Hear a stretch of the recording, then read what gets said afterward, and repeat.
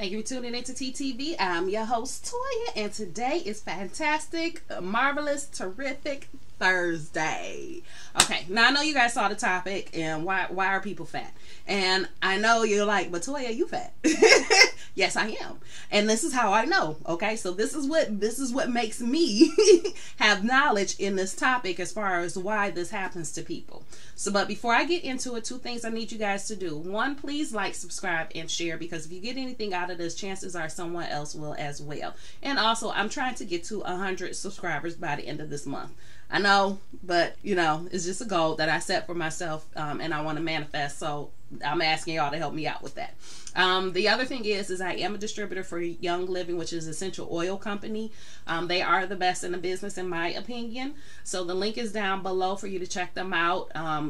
Like I said, they're wonderful when it comes to essential oils, and they have other products as well. They're not a sponsor for me, but I do get a commission from sales that I do have. So check out the link below and help your girl out.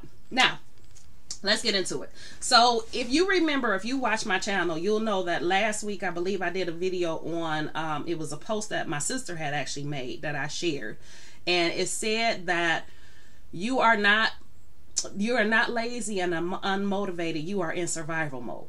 Okay, so being in survival mode, that whole meme or posted quote, whatever you want to call it, it really had my wheels turning. It really made me think about a lot of things, because when you talk about you're being in survival mode, you are really, that's the mode you are in all decisions that you make and everything that you do. Okay, so it's not limited to just one area of your life. And yes, I'm going to tie this into the topic of why people are fat. Don't just bear with me. So when you're in that survival mode, that's all you're thinking about is survival. So it's either fight or flight, you know, it's live or die, you know, all of that over and over again. And then, you know, that's where you get those phrases like seize the day, you know, do today, live for today, you know, all those type of phrases like that for being in the moment. Okay, and not thinking about the future, because in the moment you have to survive. In the moment we're trying to make it in that moment. Okay, so when it comes to being overweight, and this is just something I've discovered through my own journey, because I started out as the fat kid, and I'm overweight as an adult too. So this has been my life, and I noticed that things lately have started changing in my head, because I'm one of those who say once you get your head right and you get yourself in the right mental capacity, then everything else will come. So the weight will fall, your health will get improved, like all of that will come. And I'm finally in that place, but it took a lot for me to get there. And the reason I want to share this, I know I'm not where my goal is, I know I'm not where I want to be, and y'all might be thinking I'm crazy for talking about this anyway, but I don't care. I'm calling myself an expert on this because this is what I've been dealing with for my whole life. And I come and I realize that there's usually 3 reasons why most people are overweight. Now, you do have those exceptions to the rules, and I'm not talking about those. I'm talking about the majority of people in this world and why they overweight. And it's usually 3 reasons, okay? The first reason, the main reason, I'm going to do this backwards. I'm going to do this backwards because I'm going to give y'all some of the stuff and then the why. So it's 3 things, okay? So the first one is you don't like yourself. You really don't. You don't like yourself. There's no other way of putting it. You really don't. You don't like yourself. You don't feel like you have the looks of everybody else, or you don't feel you're deserving. Your self-worth is down. Like, you have all these things that you feel about yourself. Okay, so you're not happy with who you are. Maybe you don't feel like you're smart like everybody else, or you're as pretty as everybody else, or you know, whatever it is. I know in my case, what happened a lot of times is I kept getting put down when I was a kid. Like, I was told, I was made to feel like I couldn't make right decisions. I was made to feel invisible. And I'm not saying, like, please don't take this out. Don't think that I had the worst parents in the world. Parents do the best that they can, especially where they are. They do the best that they can. Okay, so you can't really fault them for everything. And then you have to remember too, most parents are very young still, and they have their own issues that they're going through when they're trying to raise you. So you have parents that have issues, and they raising children who gonna end up having issues because you're young when you do it. So you haven't gotten to that mental capacity or that place in your mind to where you won't pass that stuff down. And I'm gonna do another video on that later on, because that is a topic that keeps coming up too. So I'm not blaming my parents. I'm not mad at my parents. They did the best job they could, okay? And I turned out good, you know? So I'm not mad at them. I'm not saying anything against them. And I'm not saying anything against your parents or being mad at your parents. Parents do the best they can. But in my case, what happened when I was a kid is I would come home with my report card and be like, oh yeah, you did a good job. You know, and, you know, compared to my sibling who was like, oh yeah. So that incidents like that kept making me feel less important. Like I wasn't enough. Like I didn't measure up. And so what ended up happening from that is I didn't like myself because, again, I felt I didn't measure up to anybody else. I felt like I wasn't good enough for anybody else compared to everybody else. Okay, and it showed in every aspect because of that being my mental thought, that being how I saw myself. It was projected everywhere. It was only a few incidences where it wasn't projected with certain people, but outside of that, because that was how I felt about myself and what I thought, it was projected in school, it was projected in the family, it was projected in the household, because now this is how I feel about myself. So most people, like I said, when they're overweight, that's one of the causes of it, is they don't feel they're deserving. They don't feel like they are enough. They don't like who they are. And it's difficult to change, because if you feel like you don't measure up to somebody else and you're trying to get to a point where you can measure up, it's like you're counteracting. You know, you're going against the grain. You're going against who you feel you are. So you feel like you're not enough, but you're trying to make yourself believe you are enough. So it's a mental, what do I say? It's a mental thing that goes along with that. So that's why I say it starts in the mind.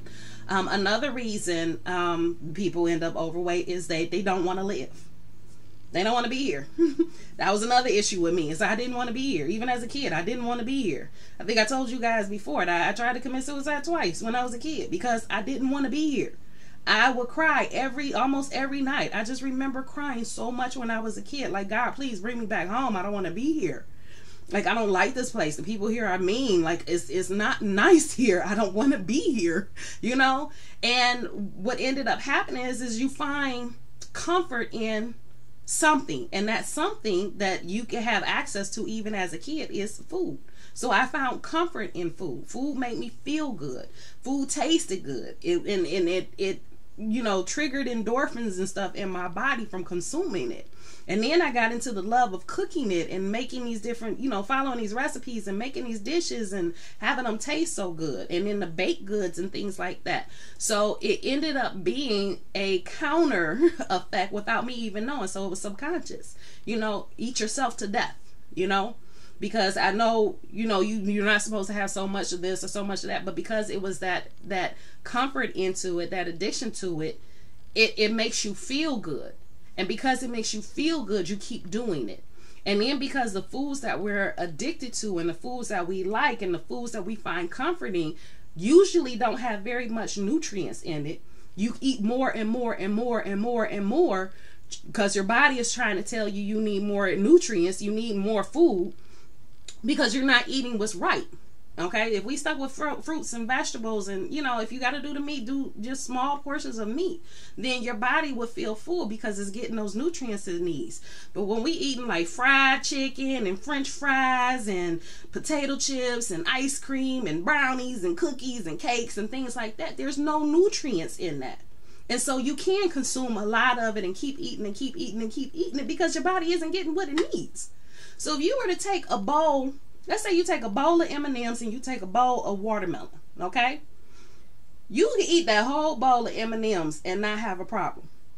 You probably can't get through that whole giant bowl of watermelon because eventually you're going to get to the point where you're full and your body is going to tell you to stop. And you're going to hear it, and it's going to happen quickly. To where them M&Ms, you're not getting nothing out of it. Same thing with potato chips. If you have potato chips and maybe some carrots, okay? You're going to get full off of those carrots. Where those potato chips, you can eat the whole bag. And the reason is because your body isn't getting anything out of it. So it's not getting any nutrients. And because it's not getting the nutrients it needs, it can't tell you to stop. So that's what ends up happening. And so because the fact you don't feel good about yourself, you don't like who you are, and you don't really, you feel this, you're in this place where you can't really change. And then on top of that, you don't want to be here. And so food becomes that tool the tool that you use to basically try to take yourself out. Because everybody knows that when you're overweight or you eat them junk foods, you end up with diseases that will take you out. And it's a way of committing suicide without actually committing suicide. It's a slow death that you're doing. And it's an addiction, because so you got this addiction that you have to these foods that aren't giving you any nutrients. And so it's an easy way out. And so a lot of times that's what it comes from. And the reason you end up in these two stages is number 3, trauma. There is some kind of traumatic event that you have gone through repeatedly. Okay, it's not just one traumatic event. It could be one on top of another, on top of another, on top of another. And you get all these traumatic events, and then what happens is you don't like yourself and you no longer want to be here. So that's how all of it ties together, because it starts with some kind of trauma. And that trauma could look like anything. It could look at anything. It could be poverty. It could be you having to watch a parent die, or from some sickness like cancer. It can be from verbal abuse, physical abuse. It can come from anything, any trauma that you have in your life that you're trying to escape from. So we use food to escape, and use the food to escape not only from whatever is bothering us so that we're comforted, but also to escape from the world. Because when you're eating and you're consuming, they've done studies on this. You can look it up. It's something that happens in the brain. It's an excitement. And then some of those foods, like the sugars and stuff, you actually have the same responses in your brain as you would if you took some heroin, shot up with heroin. So you use it as a way of basically to take yourself out, because you don't like who you are, because of all these things that you've experienced that happened to you. And it could be things like me. I was the fat kid in school. So I heard people making comments, I was the one that wasn't picked in gym class, that was last on the list that didn't nobody want to pick. I was made fun of when it was time to go swimming and put the swimsuit on to actually learn swimming, and people made their comments. The other kids made their comments. That's traumatic. In addition to stuff that was going on in the household, in addition to stuff that was going on in the family, in addition to comments people would make in public and stuff like that. So all of that ends up being traumatic, and it comes out in those ways to where you don't want to be here and you don't like yourself, because you don't fit in, because nobody like you. You don't know how to deal with all of this. All of that ties in. So how do you fix that? Well, you fix it by fixing yourself. There's really no other way of doing it. So I've been on this journey for a long time. Okay, I'm about to be 46 in a couple of weeks. Y'all, can y'all believe that? I'm about to be 46 in a couple of weeks. I'm almost 50, y'all. But anyway, so it took a long time for me to get to this point. And I think I shared this in a previous video before, where it took so long for me to get to the point where I was just okay with even existing in this world. It took a long time for me. And I mean, like, in the past year or two, I just got okay. And even then, I still struggle sometimes. I still don't want to be here sometimes.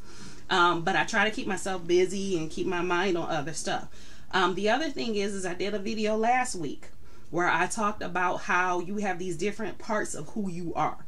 Okay, so you have that side of you that that gets angry, that you might need to talk to. Like, you have that inner child that everybody talks to. You gotta spend time with your inner child. Heal your inner child. Your inner child is not the only one that needs to be healed. Okay, and I think that was the topic of the title too. The title of the video is not just your inner child. You have other aspects and other areas of yourself, your psyche, that needs to be healed. And until you address those, until you sit down with those other parts of yourself, you're going to continue to struggle. Now, some people can do this in a manner where maybe they do cold turkey, or they just wake up one day and they said enough is enough. Well, in a way, you sat there and you talked to that part of yourself that didn't like yourself, that didn't want to be here, that was unmotivated and just in fight or flight, and you said enough is enough, and you were able to go ahead and do it. Kudos to you. Everybody isn't like that. Some of us have to go through the whole mental process to get to that point. And I'm saying that to say this. I sat down and I use meditation in order to do this, as well as, like I said, I go to therapy. So I realized the part of myself that was the one that would go through these eating rages and would feel so down about myself and not wanting to be here and not liking who I am. That part of myself, I sat down in meditation and talked to. And I said to it, I said, I understand. I gave you this directive. I told you I didn't want to be here. I told you I didn't like myself. I gave you all this information, but I need to change it now because we have a job we need to do. We need to be here. And I do like myself. So I need us to live, and I need us to want to live. And I had this conversation with that part of myself that I gave that assignment to, and I gave it a new assignment. I worked with it in a different way. And so maybe that'll help you, maybe not. Maybe you need to go get your own therapy and go through that process, whatever it is that you need to do. But the first step is understanding why you doing it to begin with. So what are the things that you don't like about yourself? What is it that makes you not want to be here? What traumatic events happen through your life that you're struggling to deal with, that you're trying to find comfort in food and that addiction to that? Those are the steps where you start with. And once you start analyzing that and really thinking about it and, write it out, meditate on it, whatever you need to do, journal it, whatever you need to do. But go through those first to figure out why you even in the situation. And then you can make the decisions to move on. Me right now, I'm telling y'all, I do have my moments where I really enjoy it. Like I like, for example, we had cheesecake, pecan pie, and my sister made this thing that was supposed to be a cobbler. She followed this recipe of what people traditionally call cobbler with a batter and stuff. That's not the cobbler we grew up with. But it was good. But that wasn't cobbler to us. So it came out more like a bread. Okay. So it was good though. But I went on and had all of that. I didn't feel bad about it. I didn't feel guilty about it. I didn't feel anything about it. I sat there. I had it. I enjoyed it. And then I was done.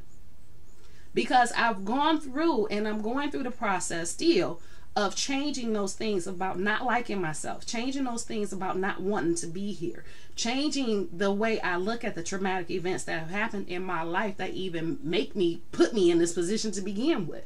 And so because I'm changing it, it's not that big a deal to me anymore. I'm actually a lot calmer, and I don't look at food as the way I used to. And so I know I'm coming out of that. I know I'm going through that shift. And into I understand what it is, my purpose here. Because remember, I also told y'all about life purpose versus soul purpose. Well, I know those now. I know what it is and I'm supposed to be doing and what it is. So all of that came through my spiritual growth.